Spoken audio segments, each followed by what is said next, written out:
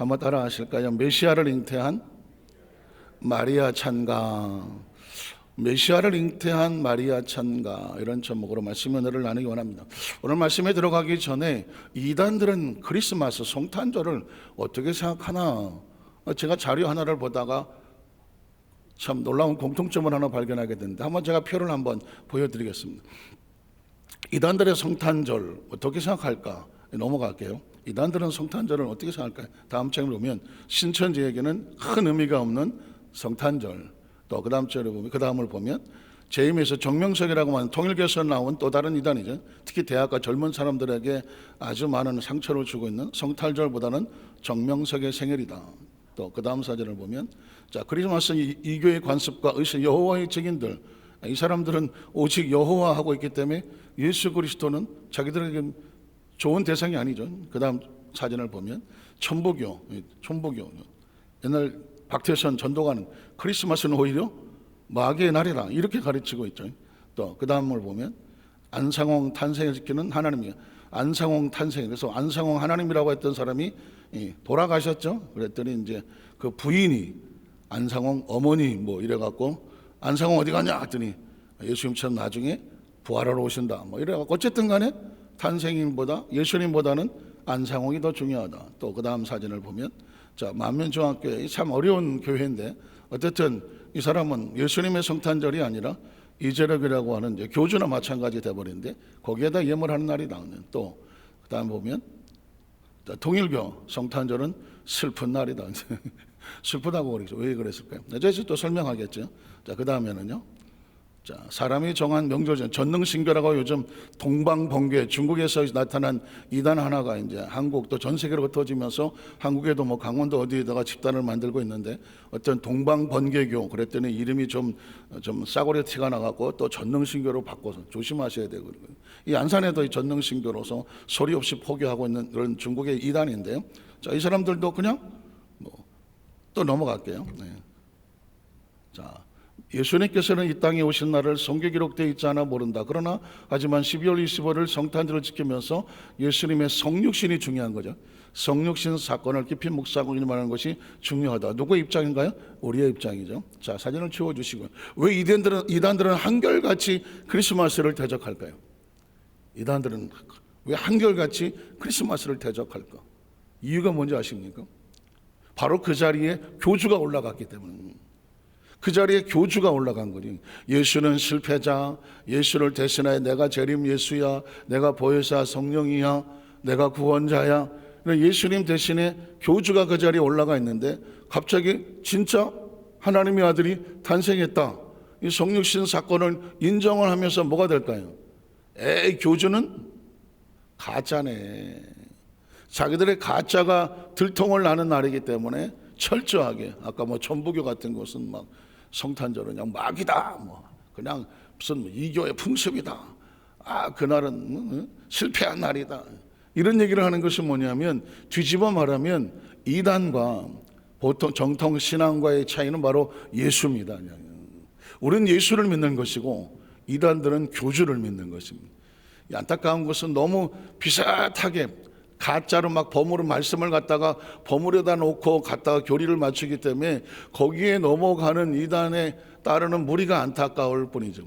예수를 믿은 것은 축복입니다. 예수님을 구주로 믿으시면 아멘 하시기 바랍니다. 예수를 구주로 믿은 거는 뭐 지금도 축복이고 먼 훗날에도 축복이고, 그것이 우리 일생일 때 가장 소중한 거 될 겁니다. 왜 그런지 아십니까? 예수가 있어야 생명이 있습니다. 하나님은 약속하셨다고 그랬죠. 하나님은 언약의 하나님입니다. 뭘 어떻게 뒤져도 하나님은 언약의 하나님입니다. 그 언약의 대상은 바로 메시아거든요. 메시아 구원자를 말하는 거죠. 그 메시아가 이 땅에 오신 것이 바로 그리스도 성탄절이고 성육신이라는 말입니다. 그러니까 예수님의 탄생은 바로 하나님의 약속의 완성이거든요. 옛 언약의 성취가 바로 메시아 예수 그리스도거든요. 예수님이 있어야 하나님이 누구인지를 압니다. 하나님의 약속은 이렇게 이루어지는구나, 말씀대로 이루어지는구나. 그 예수가 있어야 예수가 보증이 되어져서 이 땅의 교회 시대, 성령 시대 살아가는 사람들은 바로 예수로 말미암아 하나님 말씀을 알고 예수의 약속을 가지고 다시 오실 예수를 바라보며 하늘을 바라보고 꿈꾸게 되는 것입니다. 예수님께서 이런 어떤 말세에 다른 여러 가지 거짓 교주가 나타나고 거짓 증인들이 나타나고 거짓 교리가 나타나기 때문에 오직 예수님께서 I am the way라고 하나밖에 없는 길, 그냥 하나밖에 없는 생명, 하나밖에 없는 진리 믿으십니까? 그래서 예수라고 말하는 것이죠. 그래서 이 성탄절이 중요한 것은 제가 여러분의 말씀, 성탄절은 뭐 웃고 떠들고 파티하고 뭐 화려하고 이런 절기로 끝나면 절대로 성탄절이 아니다. 성탄절은 아주 처절한 날이다. 성탄절은 아주 피 튀기는 날이다. 성탄절은 치열한 전쟁이다. 왜 그런지 아십니까? 아까 보셨지 않습니까? 엄청난 공격을 받아서 예수를 거꾸로 지키려고 하는 것은 예수를 무너뜨리면 신앙은 무너지는 거거든요. 하나님의 약속은 무의미한 것이거든요. 그러니까 예수를 무너뜨리려고 하면 뭘 무너뜨립니까? 근본을 무너뜨린 거예요. 탄생부터 무너뜨려 버리면 예수의 실체는 없어지는 거거든요. 그래서 이 성탄절이라고 하는 건요, 예수의 출발, 예수가 누구인가, 그 메시아와 그리스도에 대한 정확한 인식으로 무장하는 날이에요. 무장하는. 신앙은 여기서부터 출발하는 것입니다. 예수가 누구인가를 정확하게 알면서. 오늘 본문의 45절 마지막에 보면 마리아가 그런 거예요. 주의 말씀이 이루어질 것을 믿는 그 여자에게, 그 사람에게 복이 있도다 그랬거든요. 전 마리아를 뭐 개인적으로 좋아하지는 않아요. 왜냐하면 하도 성모 마리아 이런 인식이 강해서. 그래서 마침 한 인간이 하나님의 어떤 자리에 올라가게 만드는 그 어떤 집단의 그런 어떤 대상이 되는 것 때문에 마리아에 대한 인식이 왠지 좀 꺼림칙하겠나요? 제가 예전에 어디 천주교에 가서 얼떨결에 앉아서 예배를 드린 적이 있는데 뭐 겉으로 용인교회에 써붙여서 교회인 줄 알고 들어갔지 뭐. 어제 출장에 갔다가 그냥 불이 나게 그 지역의 교회를 찾아가서 앉아서 보니까 갑자기 막 뒤집어 쓰기 시작하고 여기 어디지? 교회였는데? 성당이 아닌데? 보니까 천주교인 거예요. 근데 뭐 시간은 뭐 11시 반 넘어가니까 제가 좀 이참에 아예 비교 종교를 한번 해보자. 천주교는 어떻게 미사를 드리나?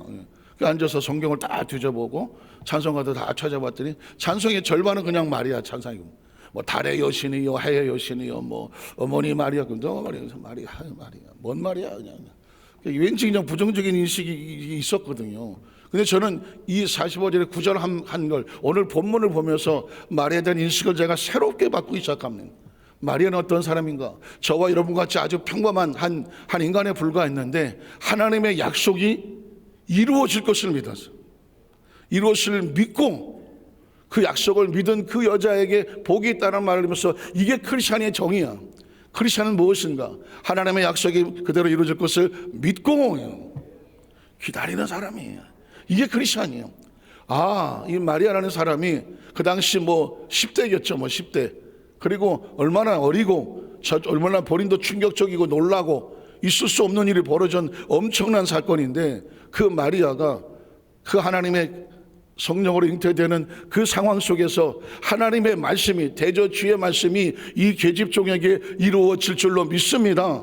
그리고 하나님의 약속하셨으면 약속대로 될 줄로 믿습니다 라고 하는 신앙의 모델로 성경에 숨어 있더라고요. 크리스찬은 뭐냐? 다시 말씀하면 하나님의 말씀이 약속이 그대로 이루어질 줄로 뭐하는 사람? 믿는 사람이거든요. 오늘 성경 속에서 이 마리아가 잉태의 소식을 듣고 찬양하는 모습이 나옵니다. 언젠가는 제가 이 구절을 가지고 우리 성도들과 말씀을 나눠야 되겠다고 하는 오늘이 됐는데요. 내용은 많지만 제가 그냥 포인트만 하나씩 찍고 말씀을 마치겠습니다. 우리 첫 번째로 하나님의 사역에 선택됨을 찬양하는 마리아의 모습. 하나님의 사역에 선택되는 감사의 찬양. 한번 따라 하실까요? 하나님의 사역에 선택됨을 찬양합니다. 제목만 들어도 뭔가 우리에게 하나님의 사역에 하나님의 선택되어졌다는 이 사실에 대해서 기쁨과 감사 우리 반응이어야 되지 않겠어요? 마리아는 이렇게 말합니다. 이렇게 고백합니다. 찬양합니다. 46절로 48절에 보면 마리아가 이르되 내 영혼이 무엇하며 주를 찬양하며 그 다음 절에 보면 이어갈게요. 내 마음이 하나님 내 구주를 기뻐하였음은 그의 여종의 비천함을 돌보셨습니다. 자신은 아무것도 아니고 정말 스스로의 단어 선택은 나는 비천하고 연약한 존재다. 그런데 보라 이제 후로는 만세의 날을 뭐가 있다? 복이 있다 일컬음을 받을 것이다.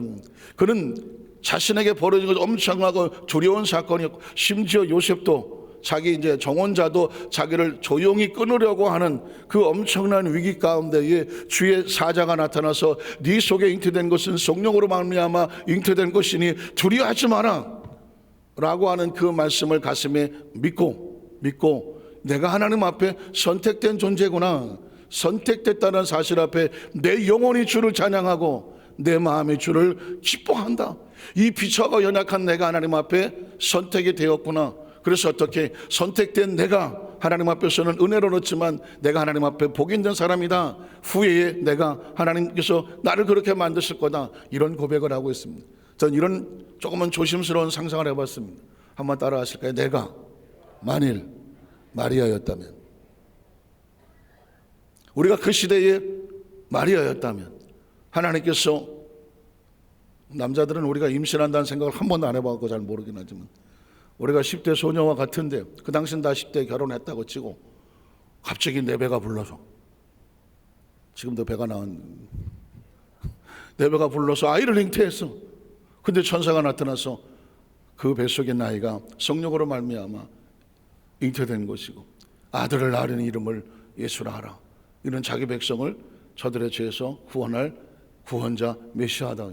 이 엄청난 일을 내가 선택되어서 하나님이 나를 사용하신다. 어떤 생각이 듭니까? 그게 우리라면, 그게 나라면. 마리아가 지금 그런 입장이거든요. 거기서 마리아가 그런 찬양을 하는 거예요. 내가 하나님 앞에 선택되어 주심에 대해서 내 영혼이, 내 마음이, 내 연약한 자를 들 하나님이 사용하셨으니 내가 하나님 앞에서 복 있는 자가 되었음을 감사합니다는. 크리스찬은 바로 이 고백을 하는 사람이죠. 우리가 예수를 내 배에 잉태하지는 않았다고 하지만 예수를 믿음으로 말미암아 내가 하나님의 자녀로 태어나잖아. 그리고 재직이라는 것, 사명이라는 것, 직분이라는 것, 크리스찬이라는 것, 이 땅에 사는 동안에 내 속에 예수를 잉태하지 않았지만 내 속에 예수로 인한 사명을 잉태하게 하셨잖아. 한번 따라 하실까요? 예수님은 내 안에 성령으로 사명과 직분을 잉태하게 하셨다. 크리스찬은 그런 거거든요. 아무것도 없었던 내 속에 예수를 믿었더니 내 안에 하나님의 나라가 들어오고 성령님이 들어오고 그리고 우리 배가 불러.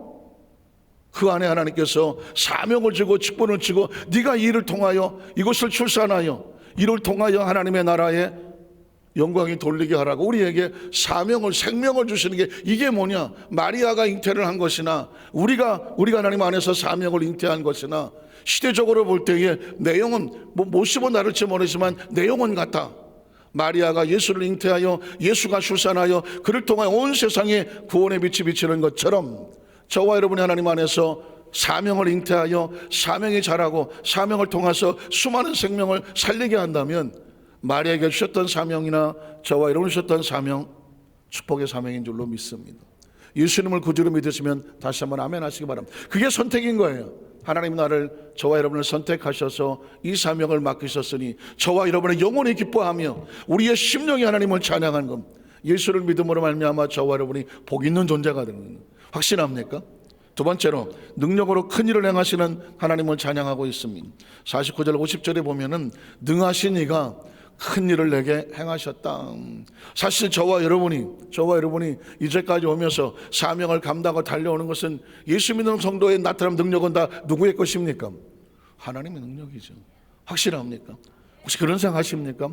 아까 마리아가 자신의 비천한 여성을 하나님이 복을 주셔서 이렇게 말씀하는 것처럼 우리의 지나간 모습을 가만히 보면 이 조그만 피덩어리로 태어났는데 피덩어리로 태어나서 그 모진 그 힘들고 어려운 시기를 지나오면서 가만히 보면 야 어떻게 여기까지 왔지? 그런 생각 안 드십니까? 저는 맨날 생각하는 게 어떻게 생각 여기까지 왔지? 아니 제가 어떤 분은 그래요. 제가 미국에서 선교사 할 때도 어떤 분이 와서 아유 목사님은 너무 좋으시겠어요. 왜요? 했더니 아유 좀은 그렇게 하는 것마다 잘 되시고 고생을 하나도 안 하신 것 같고 아유 부잣집 외아들 같고 토실토실 하시고 눈물만 글썽이네 내가 진짜. 그러니까 모르겠어요. 저를 아는 다른 사람들은 저 목사님은 왜 이렇게 혼자 잘 나가? 어디서 많이 들어본 노래긴 한데 내가 제일 잘 나가. 남들이 볼 때 그렇다는 거예요. 그래서 어느 뭐 전사님 와서 아예 목사님 그 미국에 있는 선교 사람들이 목사님을 제일 부러워해요. 뭐 좀 아니 왜? 그랬더니 베데스다 교회 순복음 꽤 있죠. 뭐 베데 대학에서 부총장 하시죠. 뭐 교수도 하시죠. 뭐 그러니까 남들이 볼 때는 이게 뭐 한 개도 아니고 여러 가지를 동시하고 하고 뭐 총장님이나 조목생 항상 옆에 모셨던 게 있죠.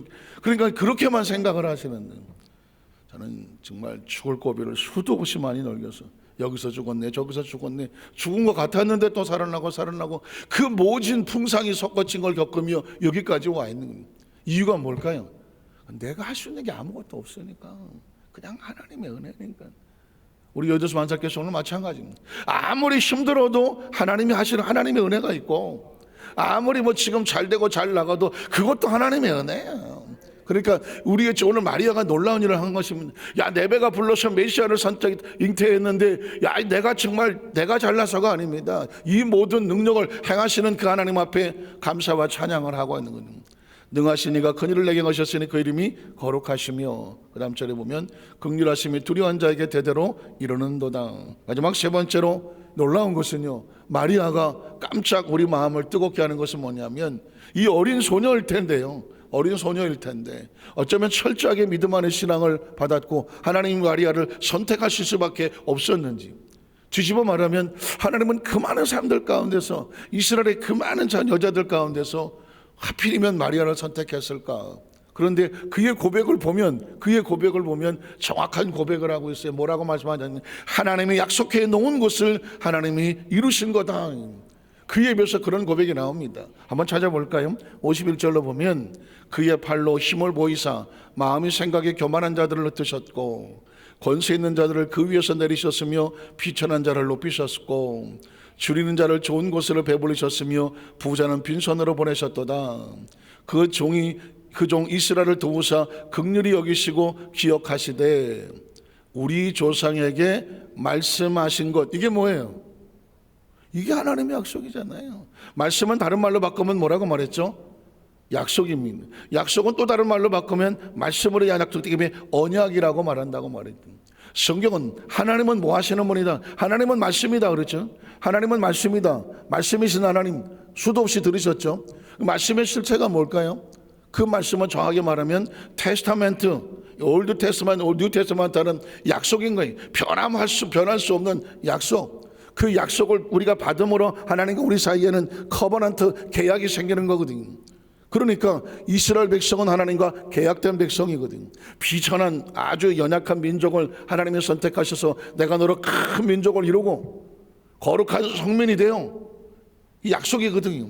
그런데 이 이스라엘의 이 아주 작은 소녀인 이 마리아가 엄청난 고백을 하는 겁니다. 우리 조상에게 말씀하신 것과 같이, 약속과 언약과 같이 아브라함과 그 자손에게 영원히 뭐합니까? 약속을 이루어 주시리로다. 여기서 아주 중요한 단어 중에 하나가 뭐냐면 아브라함과 그 자손입니다. 역사 속에 보면 아브라함과 그 자손은 이스라엘 민족이어야 되죠. 그러나 여러분 기억하십니까? 우리가 로마서를 읽고 갈라디아서 수요예배 갈라서를 다 보면 아브라함이 믿어 하나님 앞에 의로워진 것처럼 예수를 믿는 사람은 아브라함의 자손이 될지어다. 예수로 말미암아 우리는 그냥 이스라엘이 아니라 영적인 이스라엘이 필요하죠. 왜 영적인 이스라엘이 필요할까요? 이스라엘은 하나님의 약속을 받은 민족이거든. 그러면 우리는 왜 영적인 이스라엘이 필요할까? 그 약속이 대상이 우리에게 온 거거든요. 예수가 약속의 물줄기거든요. 예수를 믿지 않는 유대인들은 약속을 잃어버린 자인데 그 약속을 믿은 오늘 우리는 이제 하나님 앞에 약속의 대상이 된 것이거든. 그래서 예수인 거예요. 이 이단들이 예수를 그렇게 부인하고 예수의 자리를 빼앗고 그들이 올라타서 그 자리에 앉아서 수많은 생명 영혼들을 도적질하고 있는 이유는 뭘까요? 그 약속이 그곳에 이루지 못하도록 하려고 틀어막고 앉아 있는 거거든.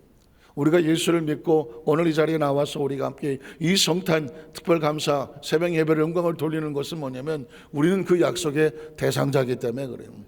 그 약속의 대상, 성경은 약속이 아니면 풀리지를 않아요. 예수가 누구인가? 약속을 우리에게 이루어 주신 분이거든요.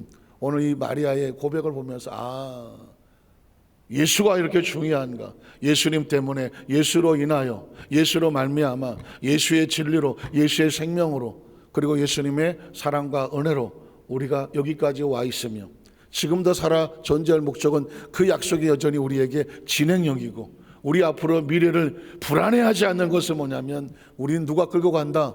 약속이 끌고 가는 거예요. 운명과 팔자가 아니에요. 하나님의 약속이 저와를 끌어갈 것을 확신하고 또 믿음으로 승리하시는 우리 여도수 만사님께 성령 되시기를 주님의 이름으로 축원합니다. 기도하겠습니다. 하나님 아버지 감사합니다.